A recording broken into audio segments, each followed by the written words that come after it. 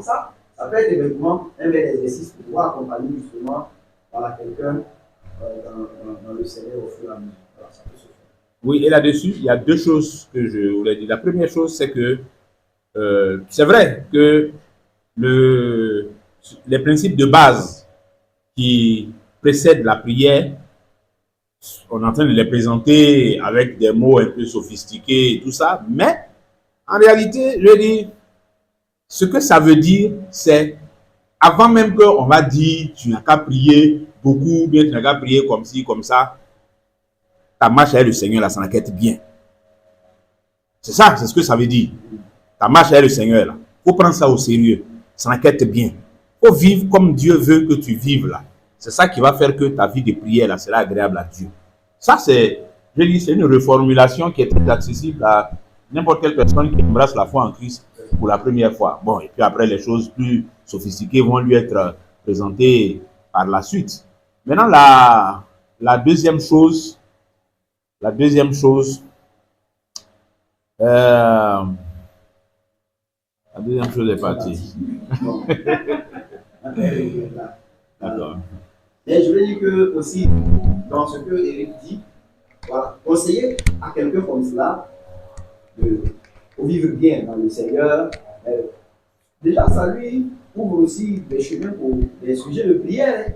Voilà, quand il dit vivre bien, là, ce que tu entends de la parole de Dieu, il faut vivre comme ça. Si tu vois quelque chose dans la parole de Dieu qui est contraire dans ta vie, prie le Seigneur qui t'aide à faire ça. Je dis ça là, c'est une manière très simple de pouvoir parler à une nouvelle personne.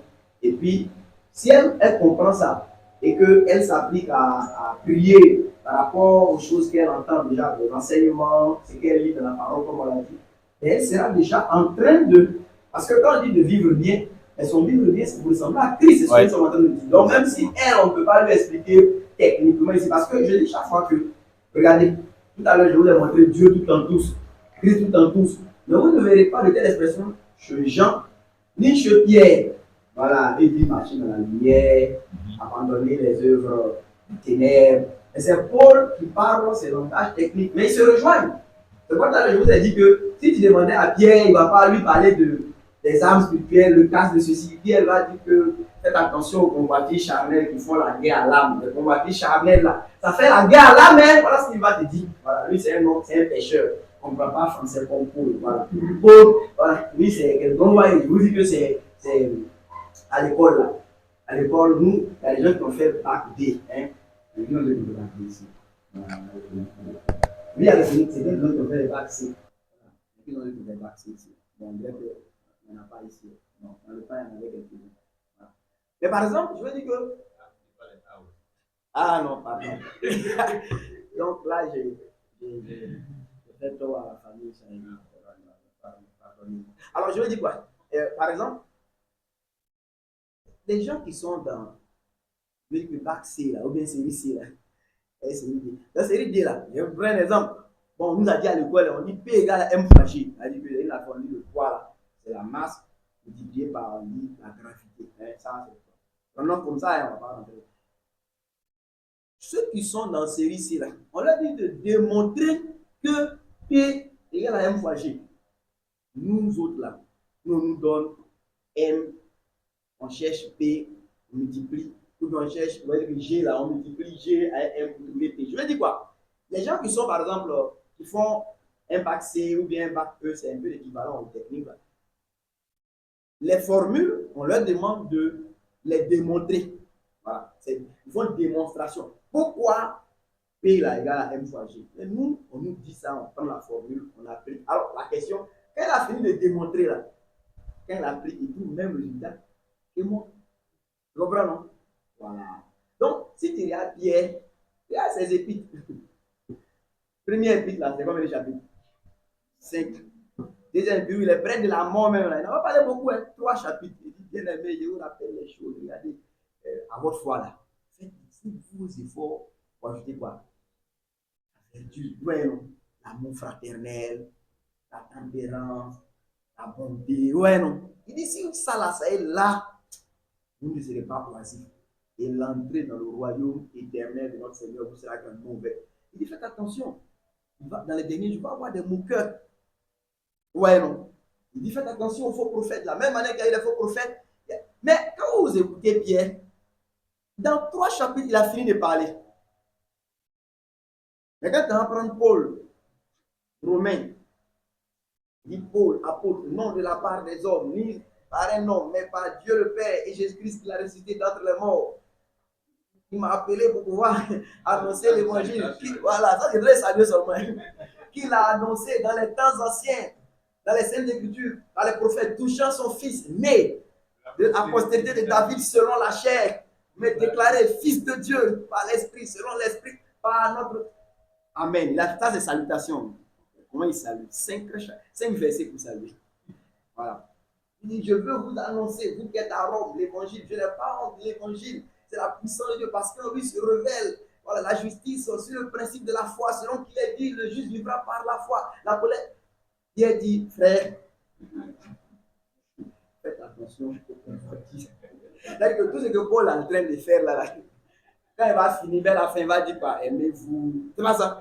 Il se rejoint. Voilà. Jean lui dit là-bas, si quelqu'un dit il est chrétien, et puis il marche dans les deux, il ment.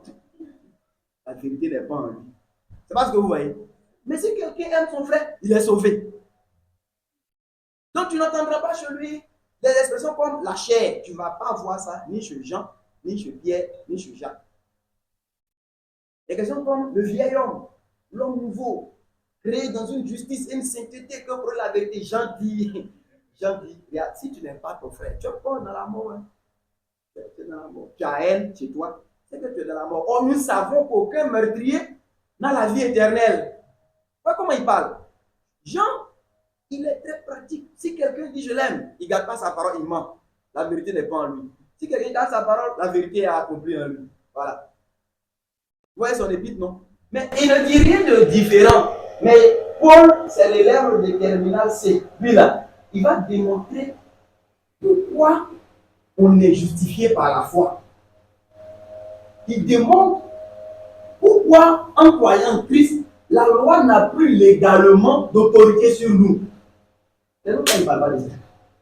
Voilà. Ouais. Mais, c'est le choix. Et c'est pourquoi Pierre dit que, selon la sagesse qu'il a reçue, il écrit des choses qui sont difficiles pour les gens mal affermis. Et puis les gens finalement prennent ça dans tous les sens. Voilà. Ouais. Regardez, petite question qu'on lui a envoyée. Les Corinthiens leur demandent, est-ce qu'on peut mener bien sa question? Il a commencé dans 1 Corinthiens chapitre 8. Et quand elle a fini de parler de mariage, il a dit, pour ce qui concerne, pour ce qui touche les vieux sacrifiés aux idoles, il dit, nous savons qu'il n'y a pas d'idole dans le monde. Comment ça, il n'y a pas d'idole dans le monde? Et les blés, les Allah, tout ça là. Il dit, le monde appartient à Dieu. Dieu là, c'est pas pour Allah, c'est pour le vrai Dieu. Donc, mangez de tout ce qui se vend au marché. Mais regardez, c'est ça, question qu'il a posée là, il traite ça dans 1 Corinthiens 8. Et en traitant ça, il va venir dans 1 Corinthiens 9. Est-ce qu'on n'a pas le droit, nous aussi, de prendre une femme? Si tu n'as pas bien suivi son argumentation, tu penses qu'il parle d'autre chose. Alors qu'en fait, c'est de même affaire de viande, ça dit aux idoles là. Il parle d'un Corinthiens 8. C'est ça qu'il envoie dans 1 Corinthiens 9. Il dit que c'est moi et puis Barnabas seulement, on ne doit pas travailler. Ou bien c'est nous qui doit travailler. Est-ce qu'on ne doit pas prendre une femme comme les autres apôtres qui va à la guerre sans, voilà, à ses propres frères. Tout ça là, c'est là. Est-ce qu'on peut manger viande, sacrifice d'or ou non? Puis quand il tombe chez Israël, puis il dit très durement son corps là. Tout ça, en train de parler de si on peut manger viande, sacrifice d'idole. Après, il s'en va. Regardez Israël selon la chair, dans le désert. Il va parler d'histoire Israël. Ils ont tous bu, ils ont été baptisés en Moïse, mais la plupart sont tombés. Et puis il revient sur l'affaire de ce que on ne peut pas boire la coupe du Seigneur et puis la coupe des démons. On ne peut pas manger à la table du Seigneur. En fait, il commence dans 1 Corinthiens 8, il finit dans 1 Corinthiens 10. Il demandait de nous expliquer si on peut manger viande, ou non. Les apôtres, ils sont allés à Jérusalem, les autres, ils ont dit, bon les frères, on s'est entendu. Voilà ce qu'on a décidé. Ils n'ont pas dit, comme Abraham dit que non.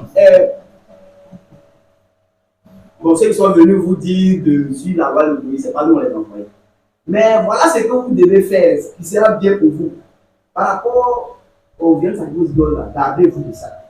Vous avez compris? Par rapport à la fornication là, gardez-vous de ça. Les animaux étouffés là, gardez-vous de ça. Le sang là, gardez-vous. Et si vous faites ça, ce serait bien. Adieu, mon fils. Mais si c'est Paul, il va d'abord aller voilà, pour nous montrer à quel moment même les animaux eux-mêmes, ils ont été même infectés par le péché. Voilà, jusqu'à... Mais il ne dira rien. Je veux dire que dans ces conclusions-là, il ne va rien dire de contraire à ce que Jean, Pierre et Jacques vont dire. Mais son ministère aussi avait son utilité. Voilà. Parce que, je veux dire que le fait aussi de, quand quelqu'un comprend Paul, il sait en qui il a cru. Il est affermi pour pratiquer aussi la foi avec plus aussi de liberté et d'assurance. Et c'est pourquoi aussi en grande partie, la plupart des problèmes dans l'affaire de l'Église, vraiment c'est lié à lui. Voilà. Voilà. Ceux qui veulent mal faire toujours, ils se blâment de lui. Voilà. Et souvent aussi, ça fait que finalement dans l'Église, finalement il a une mauvaise économie. Voilà. Même tout le monde ne les presque pas. Parce qu'on trouve que c'est lui qui a envoyé les problèmes. Voilà. Alors qu'il n'a pas envoyé les problèmes, ce sont les gens qui interprètent mal ce qu'il a dit. Voilà. Sinon, il dit que ce soit moi ou bien eux, c'est ce que nous prêchons, c'est ce que vous avez cru. Il avait le même évangile, la même doctrine que tous les autres apôtres de Christ. Voilà. Donc, je dis ça pour faire comprendre que l'expression technique, la compréhension de la chose avec les mots qui vont avec, c'est bien, mais ce n'est pas ça le plus important. Voilà, c'est bien, mais ce n'est pas ça le plus important. Si on a une soeur ici qui n'est même pas allée à l'école, on ne va pas la fatiguer. Si ce qu'on a dit, elle ne va pas aller, on va lui dire que bon, le but de la vie chrétienne, c'est d'être comme Jésus. Voilà, faire comme lui. Donc, ce qu'on dit de Jésus là, écoutez, tu vois ça. Si tu n'as pas la même chose, tu demandes à Dieu de t'aider à être la même chose. On va se rejoindre nous tous au même endroit. Nous, on va dire, la volonté de Dieu, c'est Dieu tout en tous, par Christ tout en tous. C'est vrai. Voilà. Elle va dire la volonté de Dieu, la terre qui descend à Jésus. Voilà. C'est la même chose. C'est bon? Voilà. Non, on ne dit pas que si quelqu'un ne sait pas techniquement, ou bien ce que l'on a exprimé aujourd'hui, quelqu'un peut l'exprimer avec d'autres expressions. Voilà. Il peut utiliser d'autres mots. On va pas dire non. La volonté de Dieu, c'est Dieu tout en tous, par Christ tout en tous. Non, voilà. J'ai dit ça pour nous résumer que à la consommation, Dieu sera tout en tout, selon qu'on a vu dans 1 Corinthiens 15. Aujourd'hui, le moyen pour arriver à cette consommation, c'est de remplir chacun de nous de Christ. Donc voilà la volonté de Dieu pour nous. Donc nous, on retient ça. Amen. Oui, alors, en vrai, et justement, sur ce que tu viens de dire, mon deuxième élément là est venu. Hein. Bon, j'espère que je ne vais pas oublier encore. Donc, mais je commence par ce que tu viens de dire là. C'est-à-dire, il faut que pour nous également, qui sommes là et qui entendons ces choses-là, qui en parlons, on comprenne aussi qu'il ne s'agit pas de retenir des formules. Hein? Il ne s'agit pas de retenir des formules pour savoir y répondre simplement, mais de comprendre ce qui est dans les formules-là, de comprendre ce qui est dedans, ce que ça veut dire quand on dit Christ tout en tous, Dieu tout en tous, par Christ tout en tous. Comprendre ce que ça veut dire et puis nous appliquer à marcher selon ça.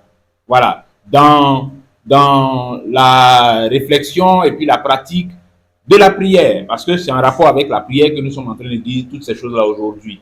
Bon, maintenant, pour en venir à la question que Ruth avait posée tout à l'heure, le deuxième élément que je voulais dire, c'est que oui, les éléments de l'exercice de la piété, hein, les éléments de l'exercice de la piété, les éléments qui permettent de construire notre piété et dont nous sommes en train de parler, on l'avait déjà dit, mais je le répète, il ne faut pas les voir comme des éléments qui sont isolés, qui sont cloisonnés. C'est-à-dire, il y a lecture quelque part, et puis il y a méditation à part, et puis il y a prière à part. Non, ce sont des éléments qui se recoupent. Ils sont entrecoupés, ils se croisent, ils sont ensemble. C'est exactement ce qui est exprimé aussi dans ce que tu as présenté tout à l'heure, qu'on appelle l'armure du chrétien. Tous ces éléments-là, ce ne sont pas des éléments qui, bon, je vais dire ça comme ça, qui opèrent individuellement. Que l'épée de l'esprit, lui qui est la parole de Dieu, se suffit à elle-même. Non, toutes ces choses-là vont ensemble parce que l'épée de l'esprit, là, c'est dedans qu'on comprend c'est quoi le casque du salut. Et le casque du salut, là, il est en rapport avec la cuirasse de la justice. Parce que le salut et la justice sont la même source. Donc, tout ça sont des choses qui sont liées. Et il en va de même pour les éléments qui construisent notre piété. Donc, oui, tu as posé la question en disant, est-ce qu'on peut? Mais moi, je dirais, on doit montrer que, je dis, nous-mêmes dans notre pratique, d'abord, avant de le transmettre à quelqu'un, dans notre pratique, dans notre piété, on doit comprendre et on doit être pieux d'une façon qui met en rapport tous ces éléments-là. C'est-à-dire, il faut qu'on ait ça, il faut qu'on comprenne ça et qu'on fasse comme ça. C'est-à-dire, la prière que je pratique n'est pas séparée de la parole, de la lecture que je fais, qui n'est pas séparée de la méditation, qui n'est pas séparée de tous les autres éléments qu'on va voir, parce qu'ils sont liés. Et je dirais même, ils se renforcent mutuellement. Ils se renforcent mutuellement parce que une défaillance dans un de ces éléments-là peut avoir une influence sur les autres éléments. Donc, c'est important. Ça veut dire qu'il ne s'agit pas non plus de faire à la pioche. Je dis, moi, dans la piété, là, voyez ce qui me plaît plus. Voyez ce qui m'intéresse plus. Non, c'est un tout. C'est un tout. C'est pour simplifier la compréhension qu'on présente ça comme des éléments distincts. Sinon, en réalité, c'est un tout. Voilà. Amen. Merci. Merci. Alors, Elodie, et puis après on va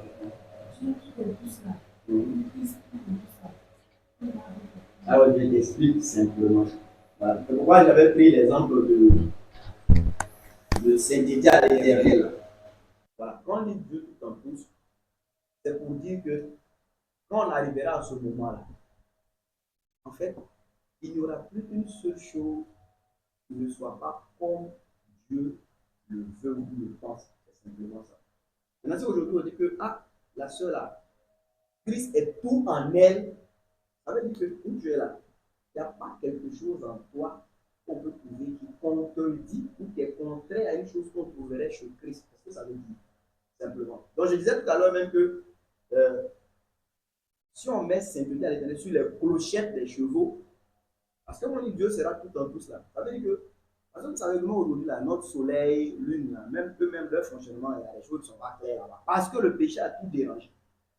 Voilà. Regardez actuellement, avant, quand les gens parlaient des saisons de pluie, saisons sèches, c'était des choses qui étaient relativement quand même bien délimitées. Hein. Mais depuis un certain temps, nous-mêmes, on dit ici, on ne sait plus. Et que maintenant, on dit on est dans saison de pluie, il fait. Voilà, après, dans saison sèche, il pleut. Voilà, tout est mélangé. Mais ça là, c'est tout ça là que l'apôtre dit que la création elle-même, là, elle veut aussi être délivrée. Ce n'est pas les hommes seulement que le péché a mélangé. C'est toute la création que le péché a mélangé. Oui, par exemple, c'est ça qui fait que les chiens là aboient sur les gens, ils veulent te mordre. Tout ça là, c'est le péché qui fait ça. Voilà. Sinon, au début, là, le lion ne mangeait pas de. Voilà. Et tout cela, ils mangeaient de l'herbe.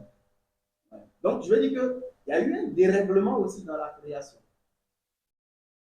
Et notre soleil actuel, là, il semble que ça ne donne même pas toute sa lumière. Voilà. Elle peut aussi être. Oui. Quand le Christ viendra, il est dit, hein? Non, je n'ai pas parlé de faire chaud. Il dit lumière. Voilà. Sinon, je vois ici faire de la chaud. Il ne demande pas qu'il y ait augmentation. Je dis que l'Écriture montre que quand le Christ va venir régner, là, le soleil, en fait, la lumière du soleil qu'on a actuellement, ça sera la lune qui va venir comme ça. Voilà. Et le soleil aura une lumière qui sera 7 fois plus que ce qu'on connaît maintenant. C'est écrit dans nos Bibles. Là, on va te montrer ça après. Voilà. Donc, ça te montre que, ça veut dire que, qui a déjà été, pendant qu'il fait nuit, par exemple, sur une immeuble, ou bien peut-être même en avion, hein, voilà, pour ceux qui, par exemple, toi qui fais nuit, dans Abidjan ici, bien, tu fais une immeuble qui est bien haut, et puis tu observes un peu Abidjan, hein, ou bien quelque part, qui a déjà observé ça, remarqué ça. Donc, ok, c'est grand, ok. Mais, en fait, ce que je veux vous faire remarquer, c'est que, est-ce que vous êtes rendu compte que notre monde n'est pas éclairé? Hein? Ça veut dire que ce dans quoi on est ici, là, actuellement, où on est ici, on a cette lumière. Et soyez sur un immeuble un peu en haut, et puis regardez Abidjan. Vous allez voir que, en fait, ce que nous-mêmes, la CIE produit, et puis dans lequel on se vante là.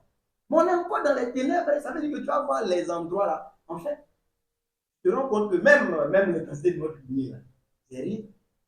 C'est pour ça que quand Paul, sur la route de Damas, il a vu Jésus là, on dit en plein midi, mais la lumière qui accompagne Jésus là, ça surpasse la lumière du soleil en midi. C'est la lumière qui vient, le Seigneur. Voilà. Donc, je veux dire que, mais aujourd'hui, même ces astres-là ont été aussi, si vous voulez, le péché, ça les a mélangés aussi. Ça mélange tout ça. C'est tout ça qui fait que les saisons maintenant sont mélangées. Voilà. Même leur coup, là, le péché a tout dérivé. Donc, eux aussi, on dit, ils soupirent après la délivrance.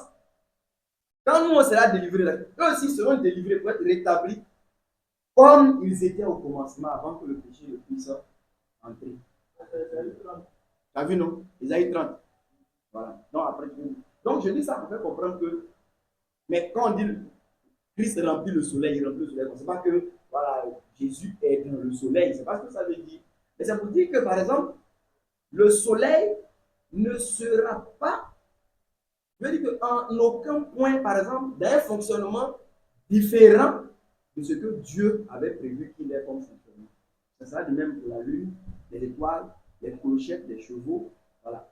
Un jour, je vous ai dit ici que j'ai vu une publication de la jeune femme qu'on appelle Vital.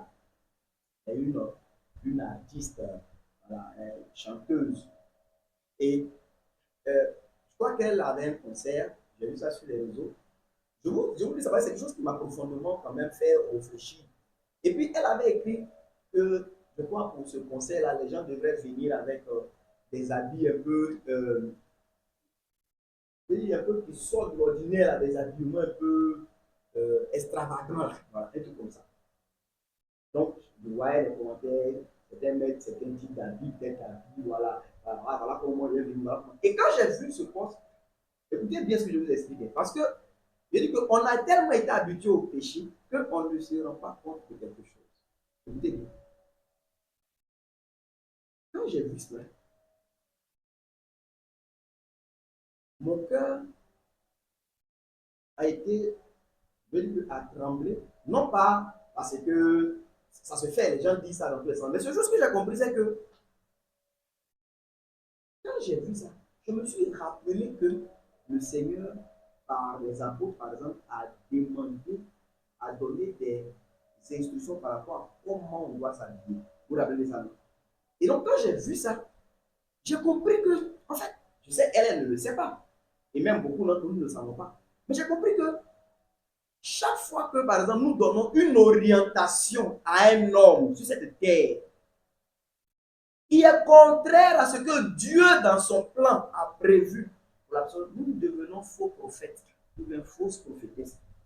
Ça veut dire que nous parlons non pas de la part de Dieu. On est faux prophètes. Ça veut dire que ce que cette femme est en train de faire, c'est une fausse prophétesse qui est là. Ce n'est pas dans le sens de donner des révélations. Ça veut dire que la prophétie, c'est de parler de la part de Dieu aux hommes. Donc, par exemple, Paul, quand il dit, vous devez vous habiller comme ça, sur quelle base il dit ça? Il dit ça sur la base des principes établis par le Dieu à qui tous les hommes appartiennent. Mais si moi, par exemple, j'ai un conseil, puis je dis, bon, pour ce conseil-là, elle ne le fait pas méchamment, je veux dire, elle le fait, elle est dans son rôle d'artiste. Mais quand il dit pour ce conseil, vraiment, on dit mes éléments. C'est quoi? Tes éléments. Comment? Tous les hommes appartiennent au Fils de Dieu. Mais les gens, ils ont leur petit groupe, leur femme base, comment on l'appelle. Donc, vraiment, mes éléments à ce conseil-là, on s'habille comme ça. C'est une fausse prophétesse. Parce que tu es en train d'enseigner, de donner des instructions qui contredisent les dispositions que le Dieu éternel à qui appartiennent les hommes a établies. Mais toi, tu ne le sais pas. Et j'ai compris que pour ça, un jouet devra répondre. Si elle n'a pas reçu pardon dans le sang de Christ, un jouet devra répondre au Seigneur pourquoi elle a demandé aux hommes de s'habiller comme ça. Quelle était l'autorité qu'elle avait? Qui l'a envoyé faire ça? Oh, ouais, comment les choses sont. Donc là, par exemple, on oriente quelqu'un un peu là, on met quelqu'un d'un tel chemin là. Souvent, on ne réalise pas que nous ne devons dire que ce que Dieu a établi. C'est ça qu'on va mettre devant les hommes. Parce que chaque fois que nous donnons une orientation, un conseil par exemple, à quelqu'un, mais qui est contraire à ce que Dieu a établi, nous nous constituons faux prophètes, fausses prophétesses. Et un jour, Dieu va nous juger pour ça. Romains chapitre 1, il dit non seulement, bien qu'ils connaissent le jugement de Dieu, qui dit que ceux qui commettent de telles choses sont dignes de mort, il dit non seulement eux-mêmes, ils les commettent, mais ils approuvent. Vous avez déjà lu ça, non? Ils approuvent ceux qui les font. Donc, ce Dieu-là, quand tu fais un avortement, c'est mauvais. Si quelqu'un vient de parler de son avortement, tu as donné 5 000 pour la soutenir dedans. Tu prends son péché sur toi aussi. Donc, je prends l'exemple de cette jeune femme. Comme je dis, ça m'a troublé, mais le Seigneur m'a fait comprendre que, en fait, les gens ne réalisent même pas qu'ils n'ont pas le droit d'orienter les hommes, de dire quelque chose sur comment s'habiller. Vous voyez des gens qui se dirigent en conseiller, c'est marital ou quoi, là, sur les réseaux sociaux, là. Les coachs, voilà, les coachs de vie. Si ne t'arrange pas, faut pas, il va te déranger. S'il sort, toi aussi tu sors. Ce sont des faux prophètes. Ce qu'ils disent là, ils ne se rendent pas compte qu'ils sont en train d'enseigner des voies contraires aux voies du Dieu à qui tous les hommes appartiennent. Et combien meurent en écoutant ces faux prophètes et ces fausses prophétesses? Des jeunes femmes qui, elles-mêmes, elles sont liées par toutes les passions, elles deviennent des influenceuses, comme on les appelle, voilà, des coachs, et chacun dit un peu ce qu'il pense de la vie, voilà, à qui veut l'entendre, à qui veut l'écouter. Et ce sont des personnes qui ne réalisent pas qu'elles sont en train de faire un travail de faux prophètes ou de fausses prophétesses. C'est très dangereux. Nous-mêmes, retenons ce que je viens de dire. Prenons le son dedans. Quand les gens sont sur le bateau qui va à Rome, là, Paul leur dit quelque chose. Vous vous rappelez des âmes? Et puis le chef du navire dit quelque chose. Ou bien le pilote, il dit quelque chose. On dit que, je vois, le commandant du navire, là, il faisait plus confiance au pilote qu'à ce que Paul disait. Parce que bien entendu, le pilote, là, lui, il a les instruments de météo, les instruments de navigation, pour toi qui arrive. Mais il faut écouter le prédicateur.